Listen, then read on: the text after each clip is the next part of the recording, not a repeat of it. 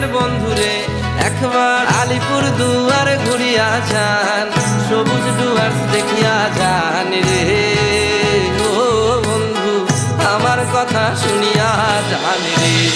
আলিপুরদুয়ার পশ্চিমবঙ্গের একেবারে উত্তর পূর্ব প্রান্তের এই জেলা জুড়ে চোখ জুড়োনো নৈসর্গিক সৌন্দর্য। এই আলিপুরদুয়ারে হঠাৎ শুরু হয়েছে আশ্চর্য আস্ফালন। না না, পাগলা হাতির আস্ফালন না। দেখুন 2021-এ আলিপুরদুয়ারে এসে কি বলে গিয়েছিলেন অমিত শাহ। हर चाय बागान के अंदर उनके रहने के मकान, उनके अस्पतालों की व्यवस्था और बच्चों को पढ़ने के लिए अच्छे स्कूलों की व्यवस्था 1000 करोड़ रुपया से होने वाली है। কোথায় গেল শাহবাবু আপনার 1000 কোটি টাকা?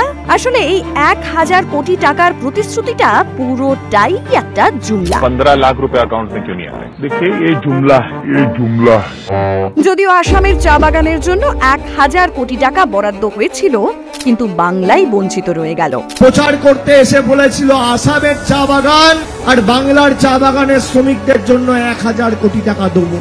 বাংলার চা শ্রমিকরা আজও সেই 1000 কোটি টাকার এক নয়া পয়সা পায়নি। কেন এমন হলো?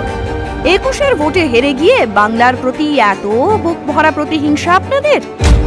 আবার শুনুন। चाय बागान, cinchona garden, forest village, DI के निवासियों को आज तक पट्टा किसी ने नहीं दिया। हम नवंबर के पहले सबको पट्टा देने का काम দিয়েছেন নাকি সবাইকে পাট্টা? নাকি পুরোটাই মানুষকে পট্টি পরানোর জন্য বলেছিলেন? আর যা করার তা তো তৃণমূল কংগ্রেসই করছে। আসলে মানুষের ভালো করাটা বিজেপির অগ্রাধিকার কোনোদিনই ছিল না। ক্ষমতা এনজয় করাটাই আসল। এখানেই শেষ নয়। 2024-এর লোকসভা নির্বাচনে আলিপুরদুয়ারের বিজেপি প্রার্থী মনোজ টিগ্গার বিরুদ্ধে নানান দুর্নীতির সাথে জড়িত থাকার চাঞ্চল্যকর অভিযোগ সামনে এসেছে। মারাত্মক এই অভিযোগগুলি করেছে বিজেপি। একগুচ্ছ অভিযোগ নিয়ে তড়ি ঘড়ি ক্যামেরার সামনে মুখ খুলেছেন একজন ব্যক্তি। দেখুন তো চেনেন কিনা তাকে। মনোজ টিগ্গার 15টা টিপার চলে, ক্রেশারে চলে, ডাম্পার চলে, পেট্রোল পাম্প আছে। 2019-এ আলিপুরদুয়ারবাসী ওনাকেই সাংসদ করে দিল্লি পাঠিয়েছিলেন। উনি বলছেন যে বিজেপি প্রার্থী মনোজ টিগ্গার নাকি ডাম্পার, ট্রিপার, পেট্রোল পাম্প সহ বিভিন্ন বেআইনি কারবার আছে। इतने तेजस्वी लोग हैं हमारे पास, इतने शानदार विचार रखते हैं जी। আরেকটা ক্যাচাল শুনুন।